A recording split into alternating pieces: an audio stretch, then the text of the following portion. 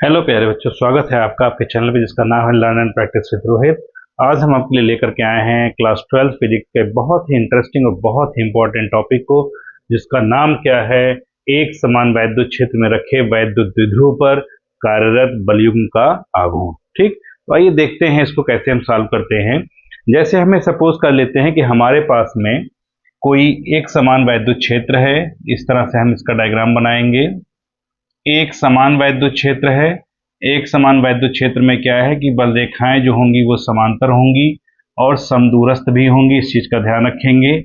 ये इस तरह से हमारा क्या हो गया, एक समान वैद्युत क्षेत्र हो गया। क्लियर। अब इस एक समान वैद्युत क्षेत्र में क्या है कि हमने कोई डाइपोल रखा है। डाइपोल क्या है, वैद्युत द्विध्रुव है, और जिसे हमने कितने एंगल पर रखा है, थीटा एंगल पर रखा है वैद्युत क्षेत्र के साथ में। ठीक, तो ये डाइपोल हम इस तरह से इसको रख लेते हैं। ये हमारा सपोज करें डाइपोल हो गया। अब इस डाइपोल पर दो चार्जेस होते हैं, आप जानते ही हैं। एक तरफ हमारा प्लस क्यू चार्ज होगा और एक तरफ क्या होगा, माइनस क्यू चार्ज होगा। अगर हम ये मान लें कि ये हमारा डाइपोल क्या है, इसका नाम हो गया ए और बी, और इस डाइपोल के बीच की जो डिस्टेंस होती है वो हो गई 2l। इधर आपका प्लस क्यू चार्ज हो जाएगा और इधर क्या हो जाएगा, माइनस क्यू चार्ज हो जाएगा। ठीक, अब होगा क्या, इस डाइपोल को जब हम वैद्युत क्षेत्र में रखेंगे तो इन दोनों चार्जेस पर, माइनस क्यू और प्लस क्यू पर, एक बल आरोपित होगा। ठीक, प्लस क्यू पर जो बल आरोपित होगा वो वैद्युत क्षेत्र की दिशा में आरोपित होगा, और माइनस क्यू पर जो बल आरोपित होगा वो वैद्युत क्षेत्र की विपरीत दिशा में आरोपित होगा। क्लियर है ना। तो यहां पर जो F इजकल टू निकलेगा, F इजकल टू फार्मूला क्या होता है, क्यू ई। ठीक, और इधर जो फार्मूला निकलेगा F, फार्मूला तो क्या है, सेम है, वैल्यू क्या है वो भी सेम रहेगी, सिर्फ चेंबर चेंज हो जाएगा, माइनस का क्यू ई, क्योंकि माइनस के कारण है और वो प्लस के कारण है। ठीक, तो हम यहां पर लिखेंगे क्या, तो आपने लिखा क्या पहले समझ लीजिए। माना क्यू परिमाण तथा 2l दूरी का एक द्विध्रुव है और किसी एक समान वैद्युत क्षेत्र E में थीटा एंगल पर रखा हुआ है। ठीक, अब हम ये लिखते हैं कि प्लस क्यू आवेश। देखिए आवेश यहां पर हमारे कितने हैं, दो हैं, एक है प्लस और एक है माइनस। तो प्लस क्यू आवेश पर बल, पहले हम प्लस क्यू पर बल निकालेंगे। तो जो प्लस क्यू पर बल निकाल रहे हैं उसको हम लिख सकते हैं क्या, F प्लस कर सकते हैं, और ये क्या हो जाएगा, Q E, F equal to Q E. और इसकी अगर हम दिशा की बात करें तो यहां लिखना चाहे ऐसे लिख सकते हैं, वेक्टर ई की दिशा। जो दिशा ई की होगी यानी वैद्युत क्षेत्र की होगी, वही दिशा आपकी किसकी हो जाएगी, प्लस वाले के कारण उत्पन्न बल की दिशा हो जाएगी। फिर क्या लिखेंगे, माइनस क्यू आवेश पर बल। जब इस पर बल निकालेंगे तो ये हो जाएगा F माइनस हो जाएगा, ये माइनस का क्यू ई हो गया। अच्छा, इसकी दिशा क्या होगी, ई की विपरीत दिशा। तो यह लिख देंगे क्या, वेक्टर ई की विपरीत दिशा। ठीक, में, ये इसकी डायरेक्शन की बात हो गई। अब होगा क्या, एक बल जो है प्लस के कारण है, एक बल माइनस के कारण है। तो ये जो विपरीत बलयुग्म बन गया, बलयुग्म मतलब बलों का जोड़ा, जो विपरीत बलयुग्म बन गया, ये क्या करेगा, द्विध्रुव को घूर्णित करेगा। और जब ये घूर्णित करेगा तो घूर्णित करने के कारण क्या होगा, बल आघूर्ण उत्पन्न हो जाएगा। तो हमें क्या निकालना है, बल आघूर्ण, बलाघूर्ण भी कह सकते हैं उसको। ठीक, तो बलाघूर्ण बराबर, बलाघूर्ण का जो सूत्र होता है, बलाघूर्ण का सूत्र क्या है, बल का परिमाण, बल का परिमाण और बल की क्रिया रेखाओं के बीच की लंबवत दूरी। अब ध्यान से समझिएगा, जैसे ये दूरी, तो एक बल तो ये हो गया, एक बल ये हो गया, इधर की ओर लग रहा है। ठीक, तो ये क्रिया रेखा तो हो गई, इनकी क्रिया रेखाओं के बीच की लंबवत दूरी चाहिए, मतलब ये डिस्टेंस आपको चाहिए, ये वाली। ठीक, इस डिस्टेंस की बात हो रही है। तो यहां पर भी क्या करेंगे, हम यहां से एक लाइन ऐसे ड्रॉ करेंगे, ये 90 डिग्री पर आएगी, ये पॉइंट हमारा हो गया O, यहां पर 90 डिग्री हो गया। तो लंबवत दूरी जो निकल के आएगी वो क्या निकलेगी, BO निकलेगी। ठीक, तो इसको जो है रफ कर देते हैं।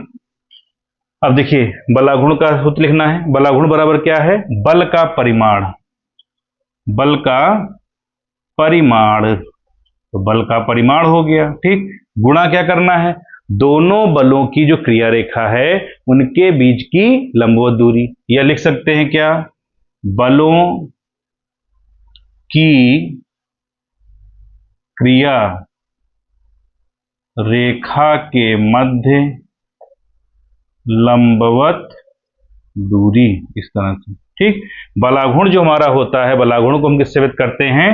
टाउ से, टाउ। ठीक, टाउ बराबर क्या होता है? बल का परिमाण। बल जो होता है वो आपका क्या निकल के आया? क्यू ई ही तो निकल के आया।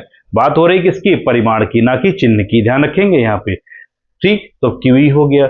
बलों की क्रिया रेखा की जो लंबवत दूरी है वो क्या निकल के आ गई? B O. तो यहां पर कर देंगे क्या? B O. ये हो गया tau is equal to Q E, हमारा ऐसे रहेगा। अब बी ओ निकालना है, बी ओ। तो यहां से त्रिभुज हम ले लेते हैं, कौन सा? ये एंगल हमारा कितना बन रहा था? थीटा बन रहा था ना। तो ये हो गया त्रिभुज कौन सा? ओ ए बी। त्रिभुज ओ ए बी से यहां से आप ले लीजिए क्या? Sine theta. साइन थीटा बराबर क्या होता है? लंब बटे कर्ण। तो लंब क्या हो गया आपका? ओ बी, और कर्ण क्या हो जाएगा आपका? A B. तो ये हो गया आपका ओ बी, और ए बी की लंबाई आपको दी गई थी 2l। अब जब ओ बी की वैल्यू फाइंड करोगे तो 2l की इधर मल्टीप्लाई कर दो, तो क्या आ जाएगा? 2l sine theta is equal to किसके? ओ बी के। तो ये ओ बी की वैल्यू आ गई, इसको यहां पुटअप कर दीजिए, 2l sine theta. Clear? Tau बराबर आपका इतना आ गया। अब Q इंटू 2l, जो टाउ लिखा है ना, इसमें क्यू ई भी लिखा है, तो हम क्या करेंगे? 2l को यहां ले आएंगे, Q इंटू 2l, फिर आपका हो जाएगा E sine theta. Tau is equal to Q into 2l क्या होता है? P। तो ये आपका हो गया क्या? PE sine theta. अब tau is equal to PE sine theta जो है, इसको अगर हम सदिश रूप में लिखना चाहें तो क्या लिख देंगे? Vector P cross vector E। Clear है ना? तो ये आपका किस रूप में हो जाएगा? सदिश रूप में हो जाएगा। अगर लिखना चाहें तो ये आपका कौन सा हो गया? इसका सदिश रूप हो गया। ठीक, तो इस तरह से हम इस आर्टिकल को सॉल्व कर सकते हैं। यहां पर देखिए 3 स्थितियां बन जाती हैं अगर आप निकालना चाहें तो। 3 स्थितियां क्या बनती हैं कि अगर हमारा डाइपोल वैद्युत क्षेत्र की दिशा में हो, अगर हमारा डाइपोल वैद्युत क्षेत्र की विपरीत दिशा में हो, या डाइपोल हमारा क्या हो? बिल्कुल 90 डिग्री पे रखा हो। तो यहां पर करना कुछ नहीं है आपको। जब वैद्युत क्षेत्र की दिशा में होगा तो उस समय जो है थीटा की वैल्यू क्या रखेंगे? 0। जब विपरीत दिशा में होगा तब रखेंगे आप 180, और जब लंबवत होगा तो क्या रख देंगे? 90। आप यहां पर वैल्यू चेंज करते जाएंगे, तो जब 0 रखेंगे तो साइन 0 की वैल्यू 0, साइन 180 की वैल्यू रखेंगे तो आपका कितना आ जाएगा? साइन 180। साइन 180 की वैल्यू फाइंड करेंगे, वो भी 0। तो 0 पे रखो या 180 पे रखो, क्या निकलेगी? 0 ही निकलेगा। और थर्ड पॉइंट जो आपका आएगा वो जब रखेंगे तो साइन 90, साइन 90 की वैल्यू होती 1, तो वो मैक्सिमम वैल्यू है, इसलिए टाउ मैक्सिमम क्या निकल के आ जाएगा? पीई हम इसको लिख सकते हैं। इस तरह से इस सिंपल से आर्टिकल्स को हम सॉल्व करते हैं। बोर्ड एग्जाम में आपको ये 3 मार्क्स या 4 मार्क्स में मिल जाएगा। तो इस तरह के बहुत ही इंटरेस्टिंग वीडियोस के लिए, बहुत ही अच्छे आर्टिकल्स को समझाने के लिए बने रहें हमारे चैनल के साथ में। और हाँ, अगर आपने अभी तक इस चैनल को लाइक नहीं किया है, शेयर नहीं किया है, सब्सक्राइब नहीं किया है, तो एक छोटी सी रिक्वेस्ट है कि आप एक बार इस चैनल को लाइक करें, शेयर करें, सब्सक्राइब करें।